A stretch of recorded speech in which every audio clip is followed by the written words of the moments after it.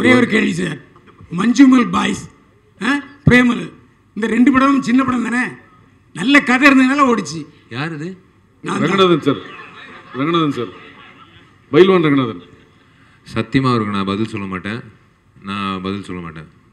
சத்தியமாக நான் பதில் சொல்ல மாட்டேன். விஷால் சார்? இல்லை I am not interested to tell. அண்ணனுக்கே தெரியும், நான் வந்து இதுக்கு மேலே வந்து நான் சொல்ல மாட்டேன். அண்ணனோட பதில் வந்து நான் வெளியில் நான் அந்த சத்தியமாக ஒரு பதில் சொல்ல மாட்டேன். ஒரு பொதுச் செயலாளராக தயவு செஞ்சு நான் சொல்கிறேன், என்னை வந்து இந்த ப்ரெஸ் மீட் ஆரோக்கியமாக போயிட்டுருக்கு.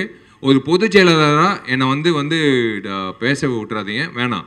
அண்ணனோட கேள்விக்கு வேணாம், விட்டுருலாம். எல்லாம் நல்லபடியாக சாப்பிட்டு. Okay fine. Vishal sir? Vishal sir இங்கே சார். தேவராஜ். Yes sir. ஆர்யாவை கல்யாணம் பண்ணணும் அப்படின்னு சொல்லி வெயிட் பண்ணிங்க. அதுக்கப்புறம் நடிகர் சங்கத்துக்கு கட்டிடம் கட்ட முடியணும் அப்படின்னு வெயிட் பண்ணிங்க. இப்போ பிரபாஸையும் சல்மான் கானையும் வேணும்னே வம்புக்கு இழுத்துருக்கீங்க. உங்களுக்கு என்ன திருமணத்தின் மேலே என்ன வெறுப்பு? நீங்கள் வந்து அண்ணா நகரில் தண்ணி பூந்துச்சு, அதை தீர்த்தீங்கன்னா நான் 2026 வரமாட்டேன் அப்படின்னு சொன்னீங்க. ஆனால் விஜய் வந்து 2026 வராரு, நீங்களும் 2026 வரன்றீங்க. ஏன்னா தளபதி, புரட்சி தளபதி இப்படி தொடர்ந்து அவர் மதுரைன்னு நடித்தார், நீங்கள் மதுரைக்காரராகவே வாழ்ந்தீங்க பல படத்தில். அவர் இறங்குறதுனால இறங்குறீங்களா, இல்லை அண்ணா நகரில் தண்ணி வந்தது அதை தீர்க்கப்படல அதை நோக்கி இறங்குறீங்களா அரசியலில்? உங்கள் படத்தில் வந்து எப்பயுமே வந்து ஸ்பீடு இருக்கும், ஆக்ஷன் இருக்கும், வார்த்தைகள்லாம் வந்து திருநெல்வேலி இந்த சரௌண்டிங்கில் இருக்கிறது வாழை தூக்கலை அப்படின்னு இருக்கும். பட் ஆனால் இந்த ரத்தனத்தில் வந்து ஓவர் பேட்ஸ்லாம் நிறைய வந்துட்டுருக்கு. இது இப்போ இருக்கக்கூடிய ஜென்ரேஷனுக்கு நம்ம எடுத்துகிட்டு போய் புகுத்துற மாதிரிலாம் இல்லை. அதை கொஞ்சம் கம்மி பண்ணிருக்கலாமோ? ஏன்னா இருக்கிறதுல உச்ச வார்த்தைகள் போட்டிருக்க மாதிரி இருக்கு. இதெல்லாம் கோவத்தில் கொந்தளிக்கும் போது பேசுகிற வார்த்தைகள் தானே. நீங்கள் கேட்டது இல்லையா, வெளியில் ரோட்டில் ஏதாவது தகராறு நடக்கும்போது என்னென்ன வார்த்தைகள் வரும்னு கேட்டிருப்பீங்கல்ல, அந்த மாதிரி வார்த்தைகள் தான் அது. இல்லை அந்த வார்த்தைகள் தான் கொஞ்சம் கம்மி பண்ணி, ஏன்னா இருக்கிற பசங்களுக்கு நம்மளே எடுத்துகிட்டு போய் கொடுக்குற மாதிரி இருக்குல்ல, அப்படிலாம் இருக்கு. கோபத்தில் வரப்பெல்லாம் இருக்காது. இது வந்து நம்ம வந்து வெளியில் எங்கேயுமே நம்ம போய் கேட்காம எங்கேயுமே நம்ம கேட்டது இல்லாத மாதிரி ரியாக்ட் பண்ணுற மாதிரி இருக்குது. 40 வருஷம் 50 வருஷமாக நானும் சினிமா பார்க்குறேன். தேவையான இடங்களில் சில படங்கள் வந்துட்டுருக்கு. ரோட்டில் சண்டை நடக்கும்போது எப்படி களத்தில் இறங்கி வேலை செய்கிற ஆள் நம்ம எங்கெங்கே என்னென்ன மாதிரி பேசுவாங்க, எந்தெந்த கேரக்டர் என்னென்ன கோவம் வந்தால் எவ்வளோ வேகமாக அந்த கோவத்தை வெளிப்படுத்தும், அந்த கேரக்டராக தான் இது பேசியிருக்க தவிர இந்த வார்த்தையெல்லாம் எல்லாம் கண்டினியூ பண்ணுங்கன்றதுக்காகலாம் கிடையாது, அந்த எண்ணமும் கிடையாது. மேடையில் நீங்கள் பேசும்போது அதான் சொன்னீங்க, வயலன்ஸ் வந்து மோகன்ராஜ் ஒரு நிமிஷம் அவர் பேசிட்டு இருக்காரு, கொஸ்டின் பதில் சொன்னதுக்கு அப்புறம் கேட்கலாம். மேடையில் நீங்க பேசும்பொழுதும் வெட்டு குத்து அந்த மாதிரி ரத்தம் தெறிக்கிற மாதிரி அந்த மாதிரி தான் சொல்றீங்க. ஆமாங்க, நீங்க வந்து களத்துல போய் இறங்கி பாருங்க. நீங்க ஒருத்தர் வந்து ரோட்ல நின்று தகராறு பண்ணி ரோட்ல போற ஒரு பொண்ணை கையை பிடிச்சி இழுப்பான். உங்களால வீடியோ மட்டும் தான் எனக்கு எடுக்க முடியும், உங்களால எதிர்த்து கேட்க முடியாது. கேட்டீங்கன்னா உங்களுக்கு தான் பிரச்சனை. இப்போ எவன் போய் சட்டையை பிடிச்சி இழுக்கிறானோ அவன் மேல தான் கேஸ் போடுறதுக்கு 10 பேர் ரெடியா இருக்கான். ஆனா கையை பிடிச்சி இழுத்தவன் வந்து ஈஸியா போயிடுவான். அந்த மாதிரி சூழ்நிலையில தான் நம்ம இருக்கோம். அவனெல்லாம் அடிச்சு உதைக்கிறதுக்கு ஒரு ஹீரோ வேணும். அவனை அது நம்ம செய்ய முடியாது. நம்ம அதை வந்து நான் படம் மூலமா நான் செஞ்சிருக்கேன். இல்ல நீங்க கேட்டீங்கல்ல, மீடியா வந்து சட்டை பிடிக்குமான்னு, வீடியோ எடுக்குமான்னு கேட்டீங்கல்ல, அந்த வீடியோ எடுத்து நான் வீடியோ சொல்ல. வெரி சாரி, நான் மீடியாவை சொல்ல, நான் மக்களை சொல்லிட்டு இருக்கேன். நீங்கன்றது வந்து உங்களோட மீடியாவை சொல்றேன். இல்ல நான் மீடியாவை சொல்ல சார். அவரு இல்ல ஒரு நிமிஷம், அவர் மீடியாவை சொல்ல, வீடியோ எடுக்கிறது வீடியோ சொன்னாரு. எல்லாம் வீடியோ தான் நம்மளால எடுக்க முடியுது. நமக்கு ஆதங்கம் வந்து அந்த வீடியோ போட்டு இப்படி அநியாயம் பண்றாங்க பாருங்க, அவ்வளவுதான் போட முடியுது. ஆனா அதை வந்து சினிமா மூலமா நம்ம வந்து நிறைவேற்றி காட்டுறோம். டேய் 10 பேர் வீட்டு முன்னாடி நின்றுட்டு வீட்டை உடச்சு நிக்கிற பொசிஷன்லாம் இன்னைக்கு நாட்டில் நடந்துகிட்டு இருக்கு. அதனால தான் 6330 போலீஸ் ஸ்டேஷன் நம்ம தமிழ்நாட்டில் இருக்கு. இல்லைன்னா ஒரே ஒரு ஸ்டேஷன் இருந்தால் போதும் சென்னையில் மட்டும், எங்கேயுமே நல்லது நடந்துகிட்டு இருக்குன்னா. ஸோ அது அந்த நேரத்தில் ஒரு மனுஷன் எப்படி ரியாக்ட் பண்ணுவான்? எத்தனை வெட்டு குத்து கேஸ் ஒரு நாளைக்கு நடக்குதுன்னு கணக்கு இருக்கு தெரியுமா உங்களுக்கு? இதை வந்து நாங்கள் வந்து என்டர்டெயின் பண்ணல, இதுவும் இருக்குது சினிமாவில். ஆனால் அதை மீறி ஒரு விஷயம் இருக்கும் படத்தில், என்ஜாய் பண்ணுற மாதிரி, எமோஷன் ஆகிற மாதிரி, கண்கலங்கிற மாதிரி. அதையும் நான் சொன்னேனே, கண்கலங்கிற மாதிரி. இப்படி ஒரு விஷயங்கள்லாம் இருக்கா? பாசம்னா இப்படிலாம் இருக்கலாமா, நேசம்னா இப்படி இருக்கலாமா, ஒருத்தருக்கு அர்ப்பணிப்புன்றது இப்படி இருக்கலாமா, இதுவும் காட்டியிருக்கோம். நான் அதையும் சொன்னேன், இதையும் தான் சொன்னேன். இது வந்து ஒரு யூத்துக்காக ஒரு ஃபாஸ்ட்டாக ஒரு பேஸில் ஒரு கதை, ஒரு ஆக்ஷன். அது இன்னொன்று வந்து ஒரு ஃபேமிலிக்காக ஒரு ஏரியா, இன்னும் சின்ன பசங்களுக்காக ஒரு ஏரியா, நல்ல காமெடி. யோகி பாபு எங்கே போயிட்டாரு அவருக்கு, இந்த மாதிரி நிறைய விஷயங்கள் இருக்குது படத்தில். வந்து வெறும் வெட்டு குத்துலாம் பண்ணுறாள் நான் கிடையவே கிடையாது. முதல் படத்துலேருந்து இன்றைக்கு வரைக்கும் வெட்டு குத்தும் இருக்கும், ஆனால் கொஞ்சம் ஆறில் கொஞ்சம் தூக்கலாக இருக்கும். இப்போ இதுலேயும் கொஞ்சம் தூக்கலாக இருக்கும். அது வேணும் நான் சொல்லிக்கிறேன். ஏன்னா நான் முதலே சொல்லிடுறேன். நான் கரெக்டாக நான் வந்து இப்போ வந்து மறைக்கலை, நான் முதல்ல சொல்லிடுறேன். போட்டும் காட்டியாச்சு. நீங்கள் பேசும்போது அந்த கிளைமேக்ஸ் தெரிஞ்சுது, அவ்வளோ வேகமாக இருந்தது. நிறைய படம் ஸ்பீடாக தான் இருக்கும் உங்கள் படம். இந்த படம் அதை விட பயங்கர ஸ்பீடாக இருக்கும் போல் இருக்குது. இந்த படத்தில் எல்லா படத்தையும் தாண்டி என்ன ஸ்பெஷலாக இருக்கும்? ஸ்பெஷல் நான் சொன்னேன் இல்லையா முதல்ல, வந்து நிறைய வந்து ஒரு ஆக்ஷனுக்கு வந்து ரீசனபிள் ஆக்ஷனாக இருக்கும். அதுதான் ஸ்பெஷலாகவே நான் சொல்லுவேன். ஏன்னா ஆக்ஷன் படம் இப்போ வந்து ஒரு போலீஸ் படம்னு எடுத்தால் போலீஸோட எக்ஸ்க்ளூசிவாக பண்ணணுன்னா கொஞ்சம் போராடி நிறைய விஷயங்களை கேதர் பண்ணி, அதான் ஆடியன்ஸை வந்து ரெஸ்பெக்ட் பண்ணுறது தான் அது. அவங்க வந்து ஒரு இன்ட்ரெஸ்ட்டாக ஃபாலோ பண்ணுறதுக்கு எவ்வளோ கேதர் பண்ணணும். அதே மாதிரி ஆக்ஷன் வரும்போது எவ்வளோ நம்ம வந்து அதை வந்து இன்ட்ரெஸ்ட்டாக கொடுக்குறோம். ஏன்னா ஆக்ஷன்றது ஆனால் மக்களுக்கு கண்டிப்பாக தெரியும், இது கன்ஃபார்மாக இது வந்து ஒரு சினிமா தானே தெரியும். அதை வந்து எவ்வளோ இன்ட்ரெஸ்ட்டாக கொடுக்குறோம், எவ்வளோ யதார்த்தமாக கொடுக்குறோம், அது உண்மையிலே அந்த ஆக்ஷன் தேவையானதாக ஆக்குறோம் ஸ்க்ரீன் பிளேயில். இது வந்து தேவை. ஒருத்தர் வந்து இந்த மாதிரி ஒரு அநியாயம் பண்ணும்போது எடுத்து மிதிக்கணும்டா தூக்கி போட்டு நமக்கு தோணும். அது நம்ம ஒரு ஹீரோ மூலமாக நம்ம மனசில் உள்ள கொந்தளிப்பெல்லாம் வந்து சினிமாவில் வந்து நம்ம ஹீரோ மூலமாக, ரத்னம் மூலமாக, அது ரத்னம் விஷால் மூலமாக அப்படி போயிட்டே இருக்கும். அது அவ்வளோதான். விஷால் சார், ஏப்ரல் 26ஆம் தேதி விஷால் சார் இங்கே ஏப்ரல் 26ஆம் தேதி ரத்னம் படம் வர மாதிரி இருந்தது. அது கூட வந்து அரண்மனை 4 வர மாதிரி இருந்தது. நீங்கள் சில கேள்விகள் கேட்டீங்க, சில கோவப்பட்டீங்க. இப்போ அரண்மனை 4 May 3க்கு போயிருக்கு. அந்த அரண்மனை டைரக்டர் வந்து உங்க ரொம்ப நெருங்கி நண்பர் சுந்தர் சி சார் தான். அவருக்கு என்ன அண்ணன் நண்பர் இல்லை அண்ணன். அப்போ அவருக்கு ஒரு வருத்தம் இருக்காது, அவருக்கு என்ன சொல்ல வரீங்க? ஐயோ, நான் வந்து தள்ளி போக சொல்லி நான் சொல்லலையேங்க. எனக்கு அந்த அதிகாரம் இல்லையே. நான் யாருங்க இன்னொரு படம் தள்ளி போக சொல்கிறதுக்கா? நான் அந்த மாதிரி பயன்படுத்தவே முடியாது. நான் அந்த மாதிரி பாவம்லாம் பண்ண மாட்டேங்க. எல்லா படமும் ஓடணும். காம்படிஷனில் வந்து 8 லைன் ஏன் போடுறாங்க? 100 மீட்டர் ரேஸில் எதுக்கு ஒருத்தர் மட்டும் ஓடல? உசைன் போல்ட் மட்டும் ஓடினா நீங்கள் பார்ப்பீங்களா? 8 பேர் ஓடுறதுல உசைன் போல்ட் ஜெயிக்கிறது தான் நம்ம சுவாரஸ்யமாக பார்க்குறோம். அந்த 100 மீட்டரில் அந்த 10 செகண்ட் வந்து எப்படி பார்க்குறோம்? அது மாதிரி தான் சினிமா துறையில் வந்து காம்படிஷன்ன்றது தவிர்க்க முடியாத விஷயம். சோலோ ரிலீஸ் கிடைக்கிறது வந்து ஒரு அபூர்வமான விஷயம். இப்போ மார்க் ஆண்டனி செப்டம்பர் 15 கிடச்சிச்சு, அந்த மாதிரி ஏப்ரல் 26 கிடச்சிச்சு. இப்போ நான் சொன்னதுனால தள்ளி போச்சுன்னு அப்படிலாம் நான் எனக்கு தெரியாதுங்க. அவங்கக்கிட்ட தான் நீங்கள் கேள்வி கேட்கணும். நான் என்னால் வந்து நான் யாரும் தள்ளி போங்க, தயவு செஞ்சு எல்லாரும் விலகுங்க, நான் மட்டும் ஜெயிக்கணும் அப்படியெல்லாம் என்றைக்குமே நான் யோசிச்சதே கிடையாதுங்க. நான் சத்தியமாக அந்த மாதிரி யோசிச்சதே கிடையாது. எல்லாரும் ஜெயிக்கணும், எல்லாரும் சந்தோஷமாக இருக்கணும், எல்லா தயாரிப்பாளர்களும் சம்பாதிக்கணும், எல்லா இயக்குநர்களும் ஜெயிக்கணும், எல்லா புதுமுக நடிகர்கள்லேருந்து பெரிய நடிகர்கள் வரைக்கும் எல்லாரும் நான் ஜெயிக்கணும். Hari sir, Vishal sir, Hari sir, நீங்கள் வந்து கமர்ஷியல் படங்கள் 22 வருஷமாக வந்து பண்ணிகிட்ருக்கீங்க. கமர்ஷியல் ஃபிலிம் மேக்கிங்கோட அப்ரோச் இப்போ உங்களுக்கு எப்படி வந்து சேஞ்ச் ஆகிருக்கு? 2005 அது எப்படி இருந்துச்சு, 15 எப்படி இருந்துச்சு, இப்போ எப்படி இருக்குது? சி த சேம் அண்டர்லைன் ஒரு விஷயம் இருக்குது, எமோஷன்ஸ். இப்போ நம்ம குடும்பத்தில் நடக்கிற விஷயங்கள் இருக்குல்ல, அது வந்து என்றைக்குமே வந்து நம்ம குடும்பத்தில் ஒன்று, இவர் குடும்பத்தில் ஒன்று, அவர் குடும்பத்தில் ஒன்று, அப்படியெல்லாம் இல்லை. இப்போ இங்கே இருக்கிற அத்தனை பேரோட குடும்பங்களில் ஒரே விதமான ஒரு எமோஷன் ஓடும். அது சண்டைகள் இருக்கலாம், அது எமோஷ்னல் விஷயங்களாக இருக்கலாம், சில வந்து சம்பவங்களை சந்திக்க வேண்டிய சூழ்நிலைகள் சந்திக்க வேண்டிய விஷயங்களாக இருக்கலாம். இதெல்லாம் வந்து நாங்கள் ஏன் வந்து அதான் சார் சொன்ன மாதிரி we take a leaf out of reality எங்கிட்டேருந்து வருதுன்னா, நாங்கள் நியூஸ் பேப்பரில் படிக்கிற விஷயங்கள், நாங்கள் டிவியில் படிக்கிற விஷயங்கள் தான். சும்மா வந்து கற்பனையாக ஏலியன் மார்ஸில் நடக்கிற விஷயத்தெல்லாம் நாங்கள் திரைப்படமாக பண்ணுறதில்ல. இங்கிட்டு நடக்கிற தமிழ்நாட்டில் நடக்கிற விஷயங்கள் தான் நம்ம வந்து பண்ணுறோம். ஆனால் நீங்கள் சொன்ன மாதிரி மாற்றங்கள் வந்து டெக்னாலஜியில் மாறலாம், ஆனால் எமோஷன் எப்போவுமே மாறவே மாறாது. ஒரே ஒரு எமோஷன் தான். அது வந்து லவ்வாக இருக்கட்டும், அது வந்து பெற்றோர்களோட ஒரு ரிலேஷன்ஷிப்பாக இருக்கட்டும், அது ஒரு புருஷன் பொண்டாட்டி மத்தியில் இருக்கட்டும், எதுவாக இருந்தாலும் எமோஷன் இஸ் த சேம். அதை எப்படி வந்து இன்றைக்கி இருக்கிற நீங்கள் சொன்ன மாதிரி டெக்னாலஜி வைஸாக வந்து ஒவ்வொரு திரைப்படம் வந்து காட்டுறாங்க. இந்த இன்ஸ்டாகிராமில் அதில் வந்து சோஷியல் மீடியாவில் முக்கியத்துவம் கொடுக்குறாங்க. அதெல்லாம் வளர்ச்சி நம்ம பார்த்துருக்கோம். இப்போது சினிமாலேயும் வளர்ச்சி வந்து ஓடிடி எப்பயோ சொன்னார் கமல் சார். அது அவர் சொல்லும் போது எல்லோரும் வந்து அவர் வந்து ஒரு வழியாக்கிட்டாங்க. ஆனால் அவர் சொன்னது தான் இன்றைக்கி நடக்குது ஓடிடி பிளாட்ஃபார்ம். ஸோ அதுதான் வளர்ச்சி. அதே மாதிரி தான் ஹரிசாரோட திரைப்படம் வந்து தாமிரபரணி நம்ம வந்து பண்ணோம், பூஜை பண்ணோம். ஆனால் அதே ஆடியன்ஸ் வந்து இன்றைக்கி வளர்ந்து வந்திருக்காங்க. ஸ்கூலில் படிக்கிறவங்க இன்றைக்கி வந்து வேலைக்கு போகிறாங்க, காலேஜை படித்தவங்க கல்யாணம் ஆகிடுச்சு. இந்த மாதிரி வந்து வளர்ச்சி வரும்போது அவங்க வந்து படங்கள் பார்க்கும்போது ஒரு விஷயம் வந்து எதிர்பார்ப்பாங்க, இவங்க 2 பேர் சேர்ந்து வராங்களே என்ன கொடுக்க போகிறாங்க அப்படின்னு தான் நினச்சி பார்ப்பாங்க. ஸோ அந்த விஷயத்தில் வந்து அண்டர் கரண்ட்டில் இருக்கிற பேஸ் எமோஷனில் வந்து we have upgraded, he has upgraded how to show that emotion and at the same time how to make it presentable. நம்ம என்ன ஒரு உணவு சாப்பிடும்போது கூட ஒரு அவங்க வந்து எப்படி ப்ரெசென்ட் பண்ணுறாங்கன்றது முக்கியம். சும்மா தூக்கிட்டு டேபிளில் அப்படி தூக்கி போட்டால் இதை சாப்பிடு அப்படின்னு சொன்னால் சாப்பிடுவோமா? அவங்க வந்து எப்படி ப்ரெசென்ட் பண்ணுறாங்க ஒவ்வொரு ரெஸ்டாரண்ட்டில் அப்படின்றது வச்சு தான் நம்ம வந்து சாப்பிட்றோம். உணவு அதே மாதிரி தான் நாங்கள் கொடுக்குற உணவு, என்டர்டெயின்மெண்ட் உணவு, அது வந்து அப்கிரேட் பண்ணி சார் பண்ணியிருக்காரு.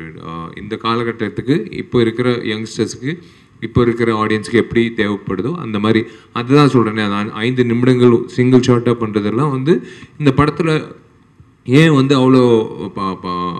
அவ்வளோ உழைப்பு வச்சு இப்போ பண்ணுறது காரணம் வந்து இதெல்லாம் ஒரு புதுசாக இருக்கும் பார்க்கும்போது. ஹரி சார் படங்கள்லேயே புதுசாக இருக்கும் பார்க்குறதுக்கு. இது எப்படி எடுத்தாங்க, எப்படி ஹரி சார் எக்ஸிக்யூட் பண்ணார், நாங்கள் எப்படி யோசிச்சோமோ அதே மாதிரி ஆடியன்ஸும் யோசிப்பாங்க. விஷால் சார் நீங்கள் வந்து விஷால் சார் இங்கே சொல்லுங்க விஷால் சார் சார் மார்க் ஆண்டனியில் வந்து நீங்கள் மார்க் ஆண்டனியில் வந்து நீங்கள் 100 கோடி வசூல் சொல்லிட்டீங்க. இங்கே சென்டரில் ஒரு நிமிஷம் ஏஞ்சிட்டு உட்காருமா, கை தூக்கு. சொல்லுங்க சார், சொல்லுங்க பிரதர். மார்க் ஆண்டனியில் வந்து 100 crores கிராஸ் பண்ணியாச்சு, சந்தோஷம். ரத்தனமும் அதே மாதிரி கிராஸ் பண்ணிட்டோம், வாழ்த்துக்கள் சார். இப்போ என்னன்னா ஹரி சார் படம்னாவே வந்து ஒரு ஜானர் இருக்கும், ஃபுல்லாக ஃபைட் சீன் எல்லாமே. இந்த வந்து உங்கள்கிட்ட கதை சொல்லும் போது இது 2-3 வார்த்தைகள்லாம் வருது உள்ள. விஷால் சார் வந்து அது எப்படி எடுத்துக்கினாரு? இல்லை, அதுதான் நான் சொல்கிறேனே, ஹரி சார் சொல்கிற கதையை வந்து நான் அவர் சொல்கிற விஷயங்கள் வந்து ஒரு விஷயம் நான் ஓப்பனாக சொல்கிறேங்க. இவர் வந்து எல்லாரும் நினைப்பாங்க ஒரு இயக்குனர் சொல்கிறது அப்படியே ஒப்பேற்றணும், அதெல்லாம் ஸ்கூல் காலேஜில் படிக்கிற டெக்ஸ்ட் புக்கில். ஆனால் இயக்குநர்களுக்கு வந்து சொல்லும் போது சார் இப்படி ஒரு விஷயம் பண்ணால் ஆமாம் பண்ணலாமே, இப்படி கூட பண்ணலாமே அப்படின்னு ஃப்ளெக்சிபிளாக இருக்கிற இயக்குநர்களோட ஒர்க் பண்ணும்போது வேற ஒரு அவுட்புட் வரும். ஏன்னா அவர் வந்து காது வச்சு கேட்பார் எல்லாரும் என்ன சொல்கிறாங்கன்ற ஒரு விஷயம். ஸோ அந்த விஷயத்த வந்து அதான் சொன்னார், ஒரு எமோஷன் ஒரு பொண்ணு மேலே, அதுவும் வந்து சில காட்சிகள் இருக்குது, இவன் கோவப்படணும். நீங்கள் படம் பார்க்கும்போது அட்ரா ஆகணும் அப்படின்னு சொல்கிறது தான் வந்து எனக்கு கிடைச்ச அந்த மாசீரதோ இவர் பண்ண அந்த சண்டைக்கோழியில். என்னது காசியா அப்படின்னு சொல்லிட்டு பஸ்ஸில் இறங்குறான்ல, அன்னைக்கு வந்து ஆடியன்ஸ் சொன்னான் அட்ரா ஆகணும் அப்படின்னு சொல்லி. அதுதான் வந்து ஒருத்தன் விஷால்ன்ற ஒரு ஆக்ஷன் ஹீரோ பிறந்தான். அதே மாதிரி தான் தாமிரபரணிலையும் அதே மாதிரி தான் பூஜை. அதே மாதிரி ரத்னத்தில் வந்து நீங்கள் படம் பார்க்கும்போது ஒவ்வொரு வாட்டி ஹீரோ வந்து கோவப்படுறதுக்கு ஒரு காரணம் இருக்கும். அந்த காரணம் வந்து ஒரு மிக சிறந்த ஒரு விஷயத்துக்கான ஒரு காரணமாக இருக்கும். அவனுக்காக சண்டை பண்ண தெரியும் அதனால பண்ணுறான் அப்படியெல்லாம் இல்லை. அது ஒரு கரெக்டாக வந்து இது அடிக்கக்கூடிய ஒரு விஷயம், இந்த இடத்துல கோவம் காட்டக்கூடிய ஒரு விஷயம் அப்படின்றது தெரியும். சார் விஷால் சார் இங்கே சார் தேவராஜ். Yes sir. ஆர்யாவை கல்யாணம் பண்ணணும் அப்படின்னு சொல்லி வெயிட் பண்ணீங்க. அதுக்கப்புறம் நடிகர் சங்கத்துக்கு கட்டிடம் கட்ட முடியணும் அப்படின்னு வெயிட் பண்ணீங்க. இப்போ பிரபாஸையும் சல்மான் கானையும் வேணும்னே வம்புக்கு இழுத்துருக்கீங்க. உங்களுக்கு என்ன திருமணத்தின் மேலே என்ன வெறுப்பு? அப்படியே நாங்கெல்லாம் திருமணம் பண்ணிட்டு இருக்கோம், நல்லா சந்தோஷமாக தான் இருக்கோம். உங்களுக்கு ஏன் வந்து ஒவ்வொரு நாங்கெல்லாம் சந்தோஷமா இருக்கோம், திருமணம் ஆகியிருக்கோம் அப்படின்னு சொல்ல, நாங்கெல்லாம் திருமணம் ஆகிருக்கோம், சந்தோஷமா இருக்கும். ஆமா, அது ஏன் இல்ல அது ஏன் வந்து அவாய்ட் பண்ற மாதிரியே இருக்கு? திருமணம் அவாய்ட் எல்லாம் இல்லைங்க. சீங்க ஒரே ஒரு விஷயம், சினிமா பொறுத்த வரைக்கும் வந்து நான் வந்து இவரை படப்பிடிப்பு 80 நாட்கள் இல்லை 90 நாட்கள் சார் சொல்கிறத நான் செய்யணும், ட்ராவல் ஆகணும். அதே மாதிரி தயாரிப்பாளோட ட்ராவல் ஆகணும், தேவியோட ட்ராவல் ஆகணும், எல்லாரோட மாஸ்டரோட ட்ராவல் ஆகணும், தினேஷ் மாஸ்டரோட ட்ராவல், சுகுமாரோட ட்ராவல் ஆகணும். எல்லாரோட ட்ராவல் ஆகிறது ஒரு விஷயம். ஆனால் ஒரு பொண்ணோட ட்ராவல் பண்ணுறது வாழ்நாள் பூரா ஒரு ட்ராவல் பண்ணுற ஒரு விஷயங்க. கல்யாணன்றது சாதாரண விஷயம் எனக்கு கிடையாது. அவங்களுக்கு வந்து முக்கியத்துவம் கொடுக்கணும், உணர்வுபூர்வமாக இருக்கணும், அவங்களுக்கு நேரம் ஒதுக்கிடணும். நம்ம வந்து அதுக்கேற்ற மாதிரி வந்து அந்த மாதிரி ஒரு டைம் லைன் வரணும். ஸோ கண்டிப்பாக கடவுள் வந்து எனக்குன்ட்டு அந்த டைம் கொடுப்பாரு. நான் தான் சொல்கிறேனே, திரும்பவும் சொல்கிறேன், சொன்னதுக்கப்புறம் நாங்கள் செஞ்சிட்டோம்ல, அதாவது செஞ்சதுக்கப்புறம் நாங்கள் சொல்வோம் நாங்கள் சொன்னது செஞ்சிட்டோம்லன்னு. நீங்கள் சொல்கிற அந்த கட்டடம் வந்து இந்த வருடம் வந்து கார்த்தி மூலிமா கண்டிப்பாக, ஏன் உழைப்பெல்லாம் விட்டுருங்க, கார்த்தியோட உழைப்புனால இந்த வருஷம் வந்து கண்டிப்பாக கட்டிடம் வந்துடும். நீங்கள் சொல்ல முடியாது. இந்த வருடம் வந்து நீங்களே அந்த பட்டு வேஷ்டி பட்டு சட்டை போட்டுக்கிட்டு நீங்கள் சொல்லுவீங்க, விஷால் நான் தான் கேள்வி கேட்டேன், இந்த வருஷம் கல்யாணம் ஆச்சு, என்னால் தான் கல்யாணம் ஆச்சு, நீங்களே சொல்கிறதுக்கான வாய்ப்பு கூட இருக்குது. அது அவர் கையில் இருக்குது. விஷால் சார், ஹரி சார், இங்கே சார் முன்னாடி வந்து ஒரு ப்ரெஸ் மீட்டில் வந்து நீங்கள் சொல்லியிருந்தீங்க 4 கோடி 3 கோடி பணம் வச்சுடுவங்க எல்லாரும் தயவு செஞ்சு ஓடிடுங்க, படம் பண்ணாதீங்க அப்படின்னு. இப்போ ஸ்டேஜில் பேசும்போது சொல்கிறீங்க சிறு படங்களுக்கு ஆதரவு தரணும், அதுதான் என்னோட குறிக்கோள் அப்படின்னு சொல்கிறீங்க. நான் ஓப்பனாக சொன்னால் அது கான்ட்ரவர்சி ஆகுது.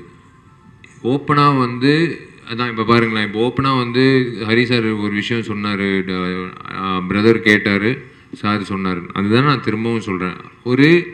நான் வந்து ஒரு அக்கறையோடு நான் வந்து சொல்கிறேன், நான் ஒரு வெறுப்போடு நான் சொல்ல. சின்ன தயாரிப்பாளர்கள் வந்து பாவம் ஒரு கைடன்ஸ் இல்லாமல் இருப்பாங்க. ஃபஸ்ட் டைம் உள்ளே வரும்போது யார் அணுகணும், எப்படி வந்து அந்த திரையரங்குகள் கிடைக்கும், யார் டிஸ்ட்ரிபியூட்டராக வந்து இது பண்ணலாம், எதுவுமே இல்லாமல் வந்து எதுவுமே இல்லாமல் வந்து வெறும் காசை வச்சுக்கிட்டு வந்து படம் எடுக்கிறவங்க நிறைய பேர் இருக்காங்க. அவங்களுக்கெல்லாம் சொல்கிற ஒரே விஷயம், தயவு செஞ்சு கொஞ்சம் கிளாரிட்டியோடு இருங்க. நீங்கள் போடுற முதலீடு எப்படி உள்ளே வரப்போகுதுன்றது முன்கூட்டியாக நீங்கள் யோசிச்சுக்கோங்க. ஓடிடி வாங்க போகிறாங்களா, சேட்டலைட் வாங்க போகிறாங்களா, மார்க்கெட் இருக்கா, இது வந்து திரையரங்கம் வந்து இப்போது ரிலீஸ் அப்படின்னு நீங்கள் பார்த்தீங்கன்னா இப்போ வந்து ஃபஸ்ட்டு 3 நாள் தான் கலெக்ஷன் தான். 4வது நாள் ஃபஸ்ட்டு வாரம் வந்து 80% கலெக்ஷன் ஃபஸ்ட்டு வாரம், 2வது வாரம் வந்து மீதி 20%, 3வது வாரம் வந்து பெருமைக்காக ஓட்டுறது. சத்தியமாக நான் சொல்கிறேன், இது பெரிய படத்துக்கும் சரி. 3வது வாரம் 4வது வாரம் வந்து ரிப்பீட் ஆடியன்ஸ்லாம் சில படங்களுக்கு 1 in a million அப்படின்னு சொல்லுவாங்களா, அந்த மாதிரி அபூர்வமான விஷயங்கள். இப்போ சின்ன திரைப்படங்களுக்கு நான் சொல்கிற ஒரே விஷயம், திரும்பவும் நான் அன்றைக்கி நான் சொன்னேன், நீங்கள் என்ன கேட்குறீங்க, தோனியை போய் கேளுங்களேன். நம்ம விசில் அடிக்கிறோம்னா அவர் 6 அடிக்கும்போது அவரும் ஒரு படம் எடுத்தார், அவர்கிட்ட மைக் நீட்டு கேளுங்களேன், அவர் முதலீடு அவர் போட்டார் காசு என்ன எவ்வளோ வந்தது திரும்ப வந்ததுன்னு நீங்கள் கேளுங்க, உங்களுக்கு அந்த பதில் வரும். ஏன் என்ன கேட்குறீங்க, நான் சொல்கிறது வந்து எனக்கு இருக்கிற எக்ஸ்பீரியன்ஸில் நானும் சின்ன படம் எடுத்திருக்கேன். ஜீவான்ற திரைப்படம் நானும் வந்து ரிலீஸ் பண்ணியிருக்கேன். கரெக்டாக ஜெயலலிதா அம்மா வந்து அரெஸ்ட் ஆனாங்க, எல்லாம் திரையரங்கத்தை மூடுங்கன்னு சொன்னாங்க, போச்சு எனக்கு காசு, அப்படியே போச்சு எனக்கு 4 கோடி போச்சு, 4 கோடி 5 கோடி போச்சு. எல்லாமே இருக்கும் சினிமாவில் வந்து அன்சர்டனிட்டி ஜாஸ்தி. ஸோ அந்த வகையில் வந்து சின்ன திரைப்படங்கள் வந்து கொஞ்சம் யோசிச்சுடுவாங்க மார்க்கெட் என்ன நிலவரம்ன்றது. இந்த வருஷம் வந்து it's going to be the biggest, நான் எப்போ ஓப்பனாக சொல்கிறேன், இது நீங்கள் எப்படி வேணாலும் எடுத்துக்கலாம். இந்த வருஷம் வந்து it's going to be the biggest acid test for Indian film industry, not south இந்தியில் சின்ன படங்களில் பெரிய படங்களில். இந்தியன் ஃபிலிம் இண்டஸ்ட்ரிக்கு தேவையான ஒரு விஷயம் பொறுமை. அந்த பொறுமை காக்கிற அத்தனை தயாரிப்பாளர், இயக்குநர்கள், நடிகர்கள் வந்து அவங்க தான் வந்து அடுத்த வருடம் வந்து கரெக்டாக வந்து ஒரு கோர்வையாக போக முடியும். அந்த பொறுமை கண்டிப்பாக இந்த வருஷம் தேவை. It's going to be a very very big task. இந்த மே மாதத்துலேருந்து இந்த டிசம்பர் மாதம் வரைக்கும் சின்ன படங்கள்லேருந்து பெரிய படங்கள் வரைக்கும் எல்லாருக்கும் வந்து it's going to be a biggest acid டெஸ்ட்னு சொல்லுவேன். ஹரி சார், உங்களுக்கு தான் ஒரு கேள்வி சார். நீங்கள் சொன்னீங்க அந்த 3.5 கிலோமீட்டர்ஸ்க்கு வந்து அந்த சேசிங் சீனு ஃபைட் இங்கே சார் சேசிங் ஃபைட் சீனுன்னு சொல்லி சொன்னீங்க. அது வந்து ஒரே டேக்லேயே எடுத்துட்டீங்களா இல்லைன்னா 2-3 நாள் ரிஹர்சல் போனீங்களா? 2 நாள் சார் மொத்தம். அதில் ஒரு 1.25 நாள் வந்து ரிஹர்சல், ஒவ்வொரு பார்ட்டாக வந்து ரிஹர்சல் பண்ணோம். அதுக்கப்புறம் ஒரு ஃபுல் லென்த்து. முதல்ல வந்து ரோட்லேயே வந்து சாக் பீஸில் ஒரு ஸ்கெட்ச் போட்டு நல்ல கார் பொம்மை, ஜீப் பொம்மை, பஸ் பொம்மைகளை வச்சு எங்கெங்கே இடிக்கணும் அந்த மாதிரி விஷயங்களெல்லாம் கோடு போட்டு வரைஞ்சி எல்லாரும் ஒரு ஜூனியர் ஆர்டிஸ்ட்லேருந்து மொத்த டெக்னீஷியன்ஸையும் ஒன்றா நிறுத்தி அவங்க எல்லாருக்கும் வந்து ஒரு ஸ்பீச் கொடுத்து. ஏன்னா இதில் வந்து யார் ஒருத்தர் ஒரு ஜூனியர் ஆர்டிஸ்ட் வந்து குறுக்க தெரியாமல் வந்து ஓடி வந்து கேமராவை தட்டி விட்டாலும் திருப்பி 1 more போகணும். அது வந்து ஆக்ஷன் சீக்வன்ஸ்ன்றதுலாம் ரொம்ப ரிஸ்க் அதிகம். அதனால் எல்லாருக்கும் அந்த ட்ரைனிங்கை கொடுத்து ஒரு 1.5 நாள் 1.25 நாள் வந்து ரிஹர்சல். ஆக்சுவலாக நாங்கள் 3 நாள் பிளான் பண்ண 2 நாளில் முடிச்சுட்டு வந்துட்டோம். ஏன்னா இதில் வந்து கம்யூனிகேஷன் ஒன்று இருக்குது. ஏன்னா ஒவ்வொருத்தரும் ஒவ்வொரு இடத்துல இருக்கிறாங்கன்னு இருக்கீங்க. ஹீரோ ஒரு இடத்துல, ஹீரோயின் ஒரு இடத்துல, அந்த ஃபைட்டர்ஸ் வராங்க, அந்த மாதிரிலாம் சொன்னீங்க. இதில் வந்து கேமராமேன் வந்து வண்டி தாவி வேறு எடுத்திருக்காரு, சிங்கிள் கேமராவில் எடுத்திருக்காரு. நீங்கள் எதனா கேஷுவாலிட்டிஸ் எதனா இருந்துச்சா, எதனா அடிக்கடி பட்டு அந்த மாதிரி எதனா சம்பவங்கள் எதனா நடக்கலையே? அந்த மாதிரி எதுவும் நடக்கலை.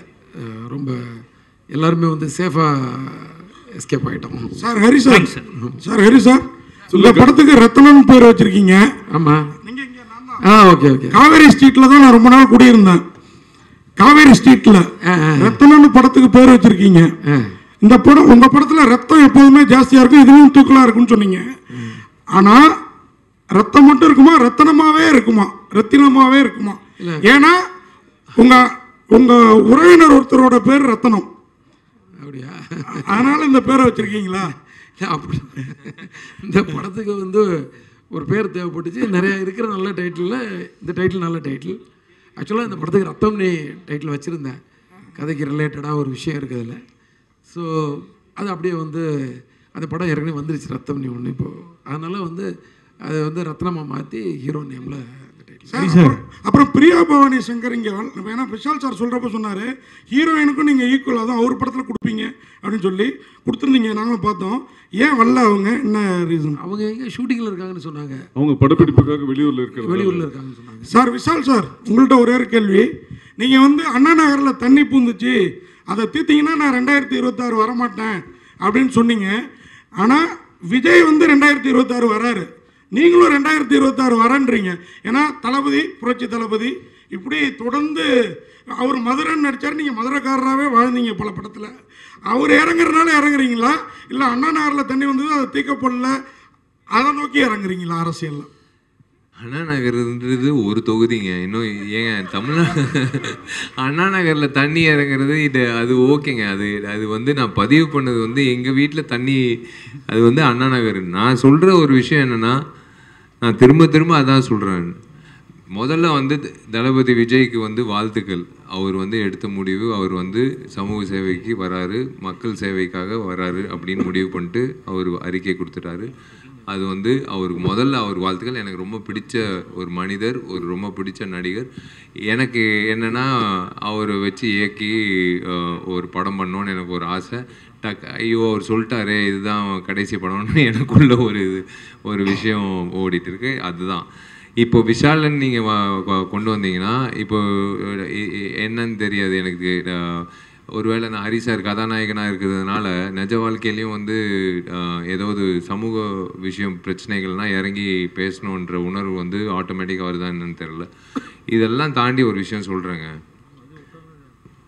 2026 வந்து விஷால் வந்து வரக்கூடாதுன்றது தயவு செஞ்சு அந்த அவங்க வந்து அவங்கவுங்க வேலைகள் பண்ணிக்கிட்டா நம்ம சந்தோஷப்படுவோம். டிசம்பர் மாதம் நான் திரும்பவும் சொல்கிறேங்க,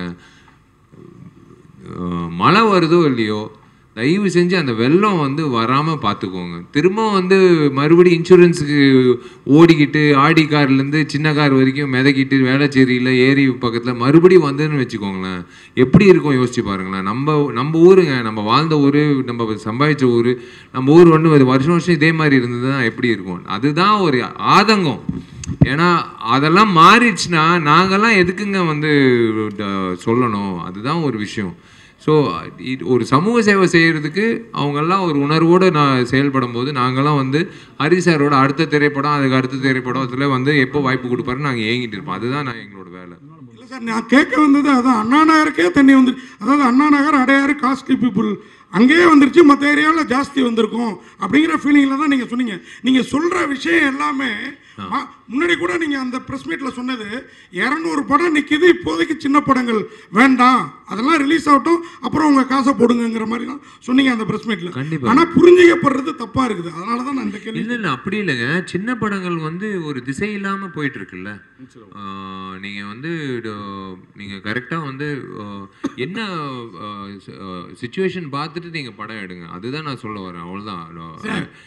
ஒரே ஒரு கேள்வி சார், மஞ்சுமல் பாய்ஸ், பிரேமல், இந்த 2 படமும் சின்ன படம் தானே, நல்ல கதை இருந்ததுனால ஓடிச்சு. யார் இது? ரங்கநாதன் சார். ரங்கநாதன் சார், பைல்வான் ரங்கநாதன். சத்தியமாக அவருக்கு நான் பதில் சொல்ல மாட்டேன். சத்தியமாக நான் பதில் சொல்ல மாட்டேன். விஷால் சார்? இல்லை I am not interested to tell. அண்ணனுக்கே தெரியும். நான் வந்து இதுக்கு மேலே வந்து நான் சொல்ல மாட்டேன். அண்ணனோட பதில் வந்து நான் வெளியில் நான் அந்த சத்தியமாக ஒரு பதில் சொல்ல மாட்டேன். ஒரு பொதுச் செயலாளராக தயவு செஞ்சு நான் சொல்கிறேன், என்னை வந்து இந்த ப்ரெஸ் மீட் ஆரோக்கியமாக போயிட்டுருக்கு. ஒரு பொதுச் செயலாளராக என்னை வந்து பேச விட்டுறாதீங்க. வேணாம், அண்ணனோட கேள்விக்கு வேணாம், விட்டுடலாம். எல்லாம் நல்லபடியாக சாப்பிட்டு. Okay fine. விஷால் சார்.